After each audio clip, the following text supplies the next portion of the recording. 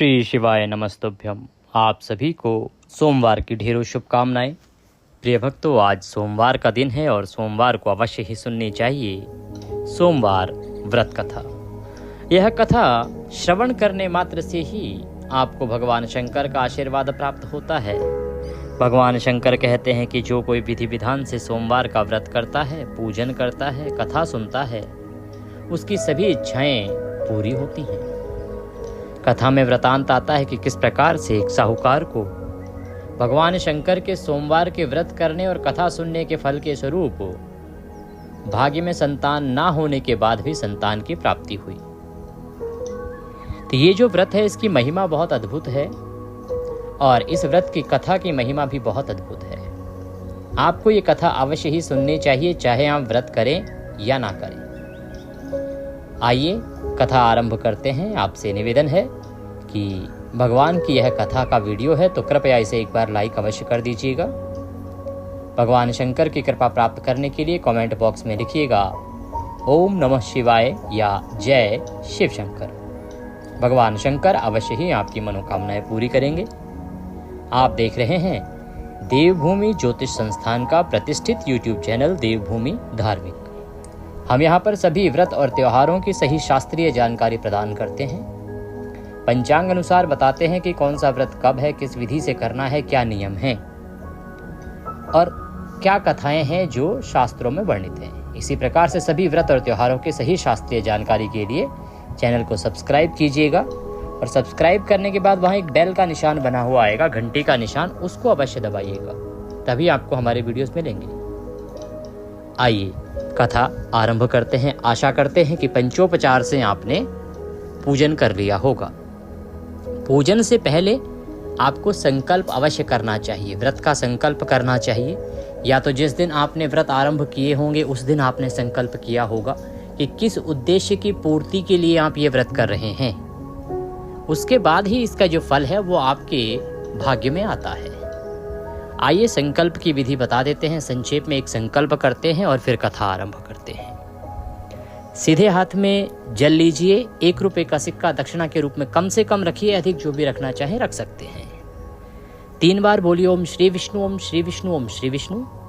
अपना नाम, अपना गोत्र, जिस स्थान पर बैठकर आप संकल्प कर रहे हैं वहां का मकान नंबर, क्षेत्र का नाम, शहर का नाम। ज्येष्ठ मासे शुक्ल पक्षे सोमवासरे सुयोग्य वर प्राप्त्यार्थाय, सुख संपत्ति प्राप्त्यार्थाय, संतान प्राप्त्यार्थाय सोमवार व्रत पूजन संकल्पम संकरिष्ये। बोली सौ श्री विष्णु शरणौ शरणम प्रपद्ये। और वह संकल्प भगवान के चरणों में अर्पित कर दीजिए। यह संकल्प है, इसमें हमने जो बोला है इसमें से यदि कोई और कामना आपकी है तो वह भी बोल दीजिएगा। हमने संतान प्राप्ति के लिए, सुख संपत्ति के लिए, अच्छे स्वास्थ्य के लिए यह संकल्प और व्रत करने का संकल्प लेने का वर्णन किया है। इसके अतिरिक्त अगर किसी और उद्देश्य की पूर्ति के लिए आप कर रहे हैं तो आप वह वर्णन अवश्य कीजिएगा। संकल्प करने के बाद भगवान का पंचोपचार से पूजन करना चाहिए और पंचोपचार से पूजन करने के बाद अब आपको कथा सुननी चाहिए। आइए कथा आरंभ करते हैं। एक और महत्वपूर्ण जानकारी की श्रावण मास आ रहा है और श्रावण से संबंधित जानकारी के लिए वीडियो हमने अपलोड कर दिया है कि कौन सा व्रत कब है, कब है और क्यों ये व्रत करने चाहिए और श्रावण में आप क्या क्या करें। केवल व्रत ही नहीं, बहुत सारे जप तप भी हैं जो छोटे छोटे से बहुत थोड़े थोड़े समय में हो जाते हैं और उनका जो लाभ है वो बहुत अधिक है। किसी का विवाह नहीं हो रहा है तो वह वीडियो अवश्य देख लीजिएगा, क्योंकि श्रावण मास अवश्य ही आपका विवाह करा देगा। आइए आरंभ करते हैं आज के सोमवार की व्रत कथा। एक नगर में एक धनी व्यापारी रहता था। दूर दूर तक उसका व्यापार फैला हुआ था। नगर के सभी लोग उस व्यापारी का सम्मान करते थे क्योंकि बहुत बड़ा व्यापारी था। इतना सब कुछ संपन्न होने के बाद भी वो जो व्यापारी था वो सदा दुखी रहता था, परेशान रहता था, चिंतित रहता था। कभी उसको खुश नहीं देखा गया था। क्यों? क्योंकि उसके कोई पुत्र नहीं था, जिस कारण से अपने मृत्यु के पश्चात व्यापार का उत्तराधिकारी कौन होगा, उसके परिवार को आगे कौन बढ़ाएगा, इस प्रकार की चिंताएं उसको सदा सताती रहती थी।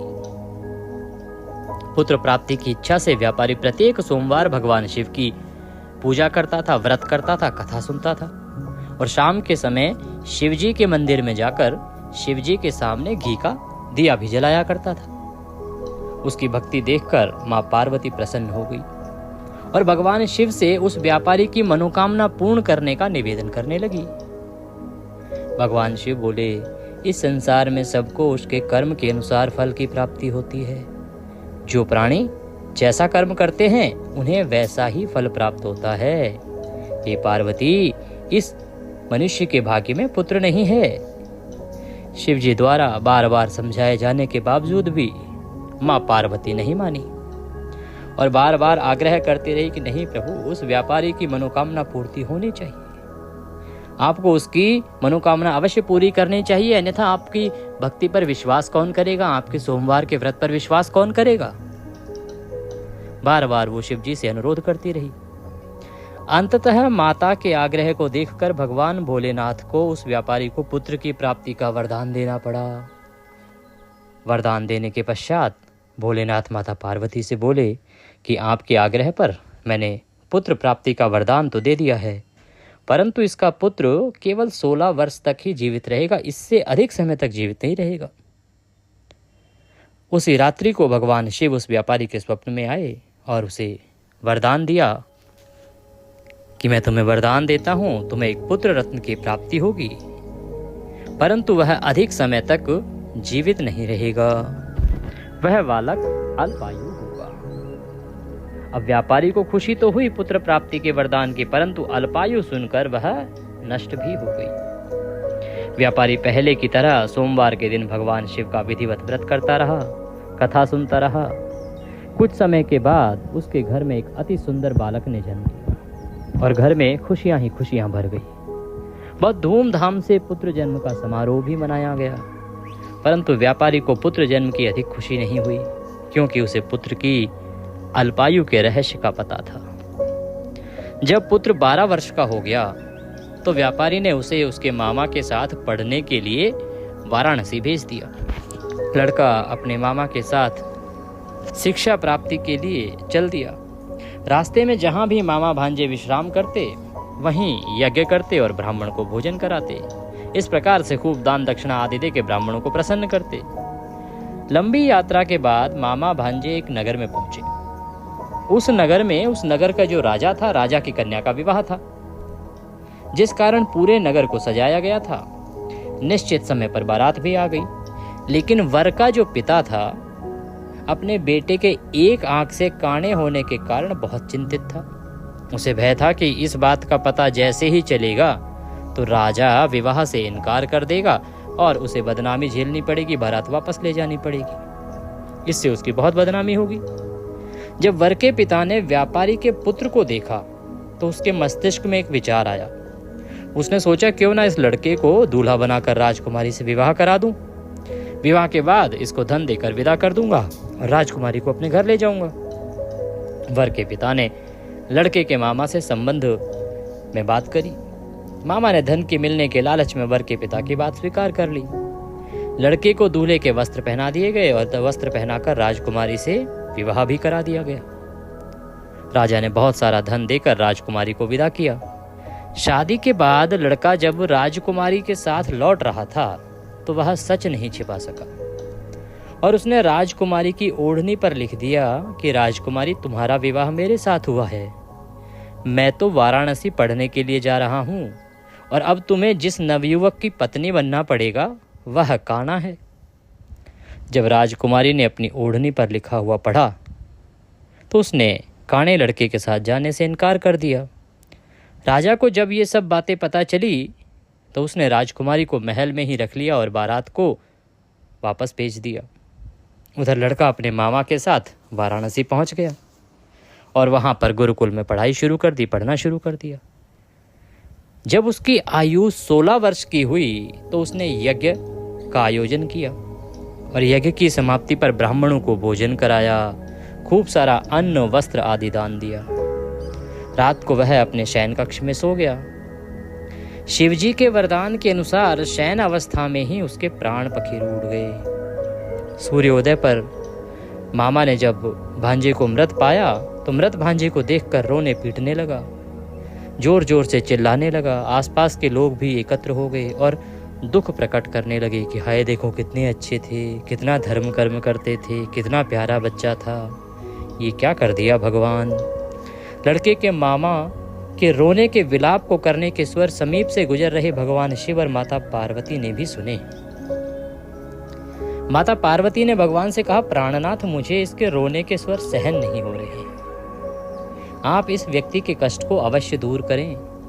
भगवान शिव ने माता पार्वती के साथ अदृश्य रूप में समीप जाकर देखा तो भोलेनाथ माता पार्वती से बोले कि हे पार्वती, ये तो वही उसी व्यापारी का पुत्र है जिसे मैंने 16 वर्ष की आयु का वरदान दिया था। इसकी आयु आज पूरी हो गई है। माँ पार्वती ने फिर भगवान शंकर से कहा, प्रभु कुछ भी हो, उस बालक को जीवन देने का मैं आपसे बारंबार आग्रह करती हूँ, उस बालक को जीवन दीजिए। ये इतने लोग उसके सामने दुख प्रकट कर रहे हैं, कितने धर्म कर्म किए, उसका पिता आज भी आपका सोमवार का व्रत करता है, कथा सुनता है। माता पार्वती के आग्रह पर भगवान शिव ने उस लड़के को जीवित होने का वरदान दिया और कुछ ही पल में वह लड़का जीवित होकर उठ बैठा। सभी ओर प्रसन्नता फैल गई। शिक्षा समाप्त करके लड़का मामा के साथ अपने नगर की ओर चल दिया। दोनों चलते हुए उसी नगर में पहुंचे जहां उसका विवाह हुआ था। उस नगर में भी यज्ञ का आयोजन किया, क्योंकि वो जहां भी रुकते थे वहां यज्ञ करते थे। तो जब वो रुके हुए थे तो समीप से गुजरते हुए नगर के राजा ने यज्ञ का आयोजन देखा और उसने तुरंत ही उस लड़के तथा उसके मामा को पहचान लिया। यज्ञ के समाप्त होने पर राजा मामा और लड़के को महल में ले गया और कुछ दिन उन्हें महल में रखकर बहुत सा धन वस्त्र आदि देकर राजकुमारी के साथ विदा कर दिया। इधर जो लड़के के माता पिता थे बड़े ही भूखे प्यासे रह रहे थे। भूखे प्यासे रहकर उन्होंने यह प्रतिज्ञा भी कर रखी थी कि यदि उनका पुत्र जीवित नहीं लौटा तो वो स्वयं भी इस छत से कूदकर अपने प्राण दे देंगे। उन्हें अपने बेटे के आने की प्रतीक्षा थी। उनकी इस प्रतिज्ञा का समाचार सभी को पता था कि अगर उन्हें उनके बेटे की मृत्यु हो जाने का समाचार मिला तो वो अपने प्राण त्याग देंगे। परंतु जैसे ही उसके बेटे के जीवित वापस लौट आने का समाचार सुना तो वह बहुत प्रसन्न हुए। अपनी पत्नी और मित्रों के साथ नगर के द्वार पर पहुंचे। अपने बेटे के विवाह का समाचार सुनकर पुत्रवधू राजकुमारी को देखकर उनकी खुशी का ठिकाना ना रहा। गाजे बाजे के साथ, ढोल नगाड़े के साथ खुशियां मनाते हुए अपनी पुत्रवधू और अपने बेटे को अपने घर लेके आए और उनका खूब स्वागत सत्कार किया। उसी रात भगवान शिव ने व्यापारी के स्वप्न में आकर कहा, हे श्रेष्ठी, मैंने तेरे सोमवार के व्रत करने और व्रत कथा सुनने से प्रसन्न होकर तेरे पुत्र को लंबी आयु प्रदान की है।